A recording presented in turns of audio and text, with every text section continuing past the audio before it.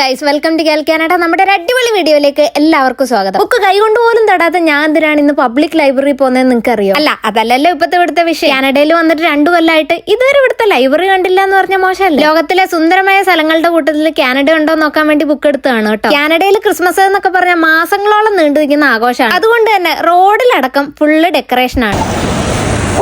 Signal വരെ പണി തന്നു തുടങ്ങി. കാത്തിരിപ്പിനൊടുവിൽ അവസാനം അമലേട്ടം വന്നു. ഇപ്പൊ സമയം 5 മണി ആയിട്ടേ ഉള്ളൂ കേട്ടോ. പക്ഷെ വിന്റർ ആവാനായതുകൊണ്ട് ഇപ്പോഴേ ഫുള്ള് ഇരുട്ടാണ്. വിന്റർ ആയാലും ആകെ ശോകാണ് ഗൈസ്. അതുകൊണ്ട് ആകെയുള്ള ഒരു എന്റർടൈൻമെന്റ് ഫുഡ് കഴിക്കലാണ്. അത് പിന്നെ അങ്ങനെയാണല്ലോ. എന്താ വേണ്ടതെന്ന് ചോദിച്ചപ്പോൾ ഞാൻ അമലേട്ടൻ ഓരോന്നോരോന്നായി കാണിച്ചു കൊടുത്ത് പറ്റുന്ന പോലൊക്കെ ഓർഡർ ചെയ്തിട്ടുണ്ട്. തൽക്കാലം നമുക്കൊരു ഹോട്ട് ചോക്ലേറ്റ് മഫിനിൽ തുടങ്ങാം. ജോലി കഴിഞ്ഞാൽ എനിക്ക് ഒടുക്കത്തെ വിശപ്പാണ് ഗൈസ്. അതിനെയാണല്ലോ പറയുന്നത്, എല്ലുമുറിയെ പണിയെടുത്താ പല്ലുമുറിയെ തിന്നാം. അങ്ങനെ വിശപ്പിനോടൊക്കെ ടാറ്റ ബൈ ബൈ പറഞ്ഞ് ഞങ്ങൾ ഇനി വീട്ടിലേക്ക് പോകണം കേട്ടോ. ഓർഡർ ചെയ്ത സാധനങ്ങളൊക്കെ അറിഞ്ഞും പറഞ്ഞും പൊട്ടിച്ചു നോക്കി ഞാൻ സന്തോഷവതിയായി. 2 ദിവസം കഴിഞ്ഞ് ബ്ലാക്ക് ഫ്രൈഡേ സെയിലിന് വീണ്ടും കാണാന്നുള്ള ഉറപ്പില് ഞാൻ ആമസോണിനോട് വിട പറഞ്ഞു.